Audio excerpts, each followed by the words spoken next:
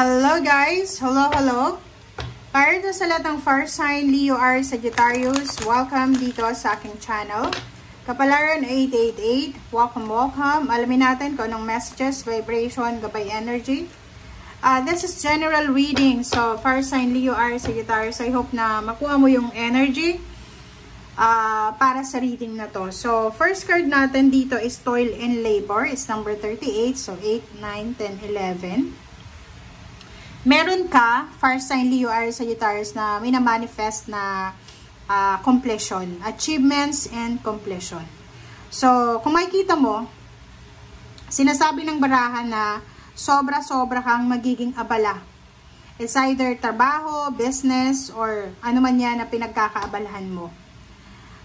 Dito sa number 11 na to, sinasabi ng baraha sa'yo na ano man tong wini-wish natin, minamanifest natin sa buhay, kung ibibigay mo daw yung 100% na labor mo talaga, yung 100% na action or decision, eto ay magdadala sa'yo ng satisfaction. Okay? So, kung makikita mo dito, sinasabi ng baraha sa'yo dito na kailangan mong, kumbaga, maging totoo ka sa kung ano talaga yung gusto mo. Okay? Like, for example, kung gusto mong maging or tumaas yung posisyon mo sa trabaho, ibigay mo daw yung 101% mo na effort. Parang ganon. So, ganon din yun sa relationship.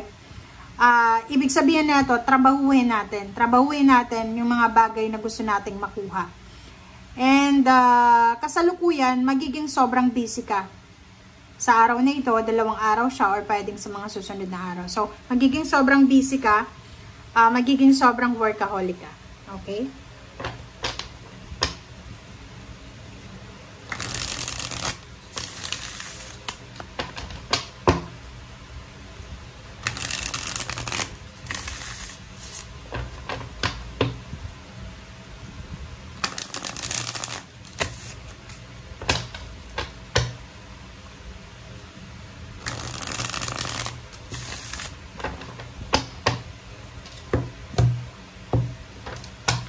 Okay, first sign.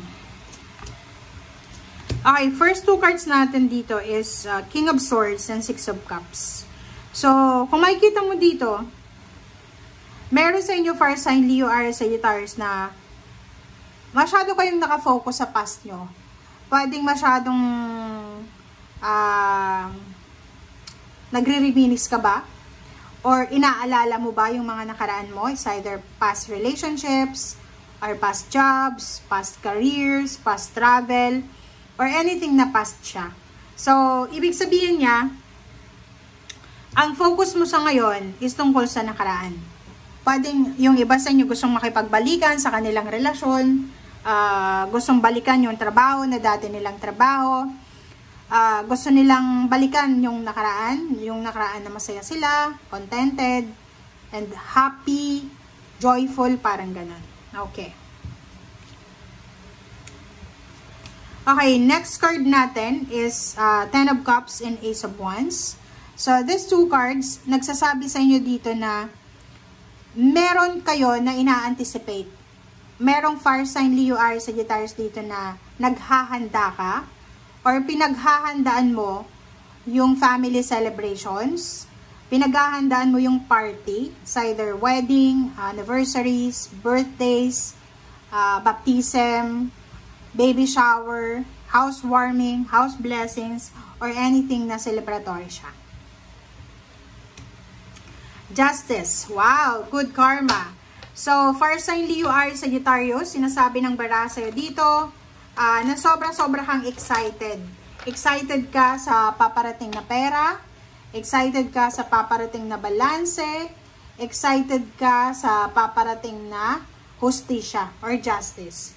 Or pwedeng excited ka para sa karma na to na alam mo na parating sa'yo. Yung iba din sa inyo, excited para sa new contract.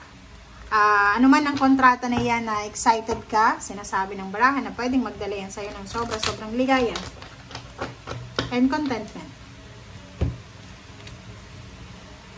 Wow, Seven of Swords. Yun lang. Kasi, ang medyo ano lang dito, ang medyo hindi maganda sa'yo is yung Seven of Swords tsaka Five of Cups. Yung parang, meron kang desisyon na ginawa sa past na pinagsisisihan mo sa ngayon. Meron kang ginawang action sa nakaraan na ngayon ay parang nag-aalala ka or nangihinayang ka kung bakit ginawa mo yun. Bakit ko ba ginawa yun? Sana hindi ko ginawa yun. Parang ganun. Okay? Ten of Pentacles, sinasabi ng baraha sa'yo dito, may fire sign Leo, Aries, Sagittarius na posibleng may job offer, na makukuha sila, lump sum of money, inheritance, or any payments, payouts, bonuses. Basta malaking halagang pera siya. So, fire sign Leo, Aries, Sagittarius, nakikita ko na sobrang grateful, thankful, happy ka kasi malaking pera to eh. Napakalaking pera. Okay, next card natin is Page of Pentacles and the Empress. So, may incoming news na parating sa'yo. Maybe may kakilala kang buntes na nanganak na or manganganak. Merong kakilala ka na parang nag-reverse aging, 'di ba? Yung parang ma-amaze ka kasi once na nakita mo yung taong to, parang makikita mo na instead na tumanda siya, naging bata pa siya, yung itsura niya, parang ganun. So, number 3, Empress, sinasabi ng baraha na for the future, for the incoming future, sinasabi ng Page of Pentacles dito na malaking halagang pera, malaking pagbabago, lalo na sa health, sa healing, sa physical, mental, and lalo sa financial ang mangyayari sa'yo. Okay? And Three of Pentacles. So, kung may business ka dati na medyo nalugi or hindi naging maganda yung takbo ng business mo, sinasabi ng baraha sa'yo dito na posibleng magiging maayos yung takbo ng business mo dito. Okay? So, like for example,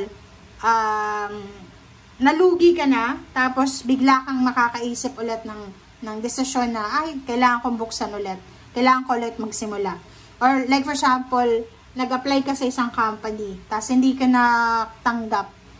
Nakalipas ang 1 taon or 3 taon, bumalik ka doon, nag-apply ka ulit, parang ganun. So, Five of Pentacles, yun lang, sinasabi ng baraha sa'yo dito na yung financial problems mo ay posibleng magbago yan, nakadepende daw sa'yo. Water sign, Pisces, Scorpio, and Cancer. Ganun naman talaga eh.